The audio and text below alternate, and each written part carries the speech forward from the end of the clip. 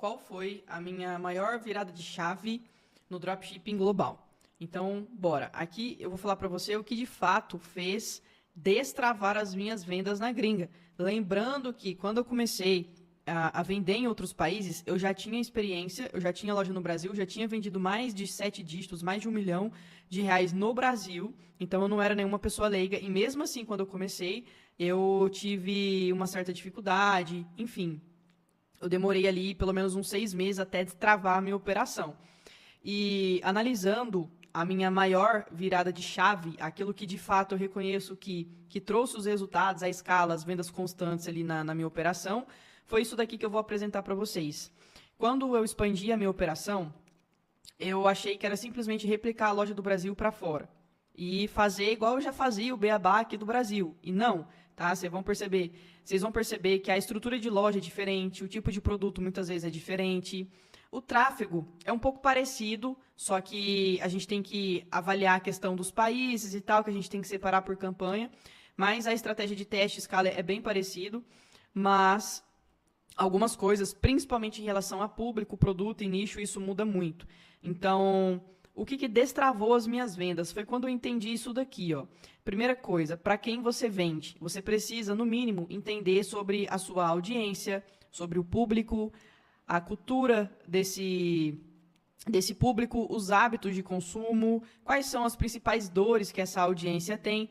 Ou seja, o para quem você vende é, de fato, você conhecer sobre o seu público-alvo, sobre a sua audiência. Então, agora imagina a nível global, você vendendo em vários países, você tem que entender todas essas diferenças ali de cada lugar. Então, falei para vocês que no começo não foi fácil assim. Depois, eu comecei a entender o que eu vendia. Tá? Quando eu entendi para quem eu vendo e quais são as dores que essa minha audiência tem, aí o produto, o meu processo de mineração, ele ficou mais direcionado. Porque aí eu comecei a minerar, comecei a vender produtos que fazia sentido para a dor da minha audiência, que é esse público aqui. Necessidade, dores, desejos e etc. Então, quando você pesquisa sobre o seu público e você entende aquilo que a pessoa já está querendo comprar, aquilo que ela já precisa, você vai perceber que todo o seu processo de mineração ela é direcionada para o que essa audiência ela já está querendo. Então, vamos lá. Imagina que isso aqui são pilares. Pilar 1, para quem você vende. Pilar 2, o que você vende, que é o produto. Pilar 3, aonde você vende. E isso aqui não inclui só países. Ah, eu vendo no México, eu vendo nos Estados Unidos. Não só isso, mas as fontes de tráfego também. Tá? Vocês vão perceber que em determinados países, as pessoas elas tendem a consumir determinadas fontes de tráfego, redes sociais e etc. Por exemplo, Latam, o pessoal consome muito Kawaii. Brasil, o pessoal consome muito Instagram. América do Norte, o pessoal consome muito Facebook. Europa, muito Facebook. Então, por que isso daqui é relevante? Porque você tem que anunciar aonde está a atenção da sua audiência. Não é porque aqui no Brasil eu vendia muito no Instagram que nos Estados Unidos eu vou vender muito no Instagram. Muito pelo contrário, lá eu vendo muito pelo Facebook, tá? Então, olha só como essa pesquisa ela vai te trazendo clareza. Então, o quarto pilar aqui da minha virada de chave que me fez destravar as vendas na gringa é o quando você vende. Isso aqui é o que eu chamo de timing de mercado. O que é o timing de mercado? Às vezes você tem um excelente produto, você já entendeu a dor da sua audiência, só que você está vendendo no momento errado. E como que eu consigo avaliar isso daqui? Pelo Google Trends. O Google Trends é uma ferramenta de graça que você consegue fazer pesquisas de mercado para saber se determinado produto está em alta, está em baixa, etc. Isso aqui é extremamente importante, principalmente para a gente que vende na internet, vende para outras culturas, vende para outros lugares que a gente não mora, a gente é do Brasil, não conhece tantas outras culturas assim. Então, aqui, o que você faz para aprender um pouco mais sobre timing de mercado? Isso aqui, galera, é um exemplo prático. É óbvio que existem outras formas bem mais aprofundadas, mas só que isso daqui você já consegue ter uma noção do que eu quero transmitir para você.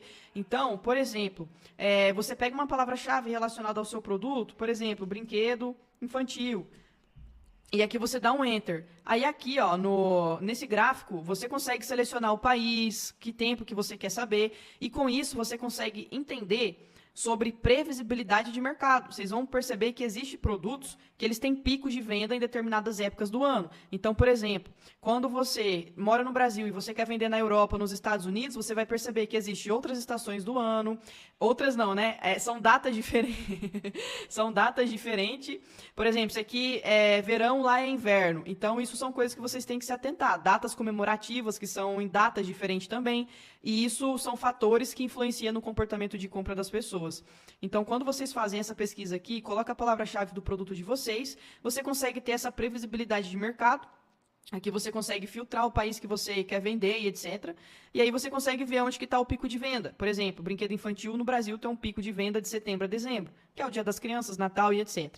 E aí você consegue colocar sua palavra-chave e fazer essa avaliação.